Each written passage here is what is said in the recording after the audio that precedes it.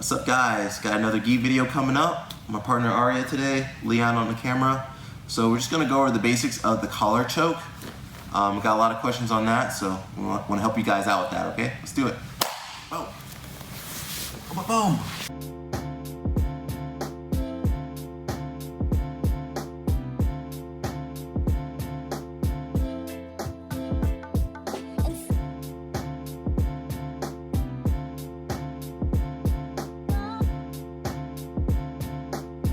Alright guys, so we're starting on the back, continuing the back series. So today we're just going to work on the basic collar choke because there's a lot of details on the collar choke, and it's something that we don't really talk a lot about, but you know, if you want to get submissions, it's really those details that are going to help you get the submission. Okay guys, the collar choke is not very fancy, but it's so high percentage, it works so well, we have to study it. So I'm here, and so say we're starting in the seatbelt grip.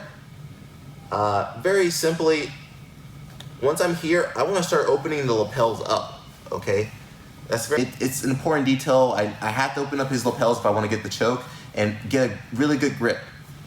So I go for my seatbelt grip, and look, I go to open up his lapel on that same side as my choking arm.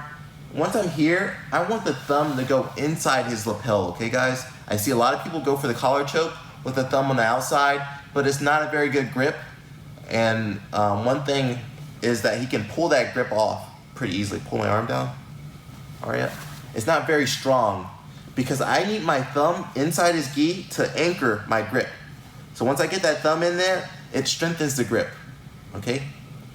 Now, and look how I use my other hand to feed the grip. I kind of pull the lapel out, that way it's easier to grab. If you're here and you're just trying to use one hand, you know, it's gonna be very hard. So always use the other hand to help open the gi. Thumb goes inside, and look, I wanna anchor my fingers into the collar. Can you guys see that? I'm getting my fingers deep in that collar. So if he does try to pull my arm off, try to pull it down, it's not gonna slide, okay?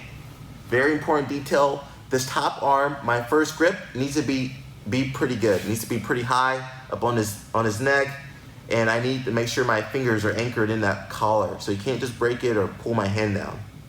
Now, I'm gonna get my grip with my bottom hand, and one thing that I saw with some students that I showed the move to, they were grabbing very high up, almost too high.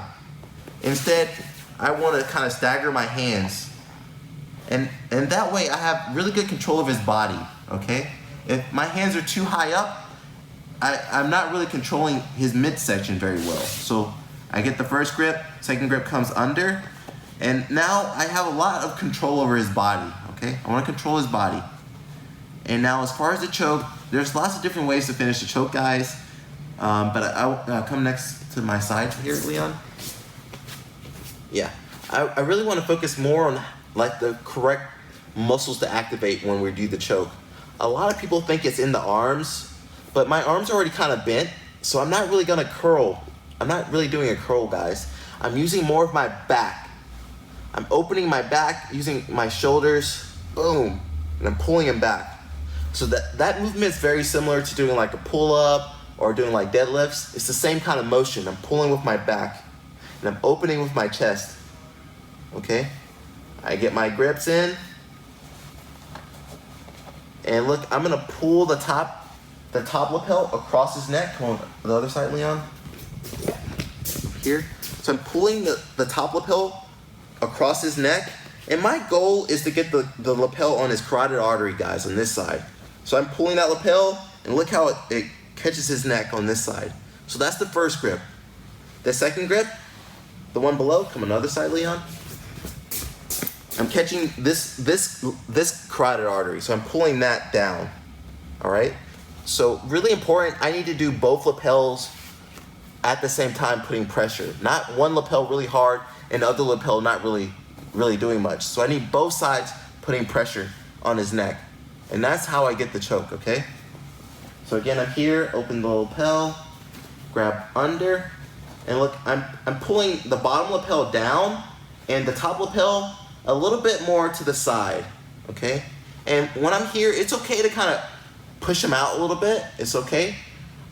It's okay to push him out a little bit. And look, I pull my elbows to my side, okay? So I'm really using my back when I pull, guys.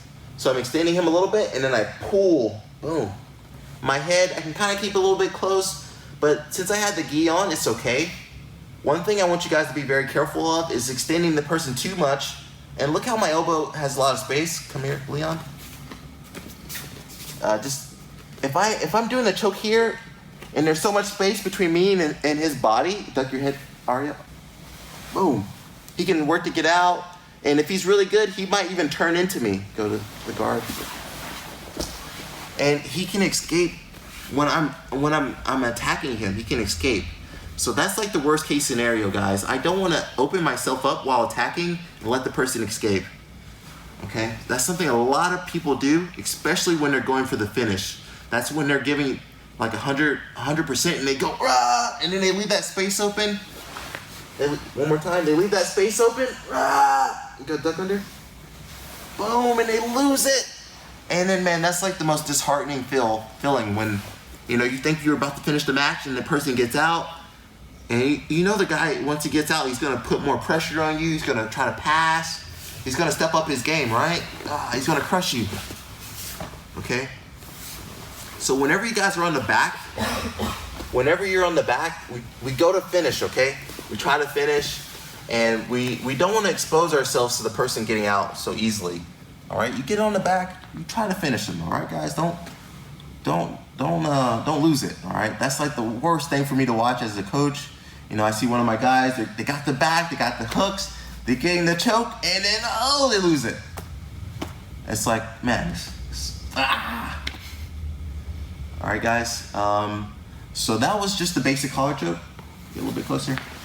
Again, it seems very simple technique, but you don't need to do complex moves to finish, to get submissions. It's not about how flashy the move is, it's not how cool the move looks. Of course, when you're starting out, you want to be cool, you want to look flashy, but it's more about consistency. I can do this choke, you guys can do this choke, and if you get in the position, you have a very high percentage chance of finishing. That's what's really important. I don't want to show you guys like these techniques that look really cool, but like there's only 10% chance you'll finish it. Okay, I want to show you moves that you can work and try, on anyone, and you should have a good chance of finishing them. Okay. All right, guys. So thanks again for watching. If you guys want to support me, please just like my video, and of course subscribe. Until next time, peace out. Boom and ciao.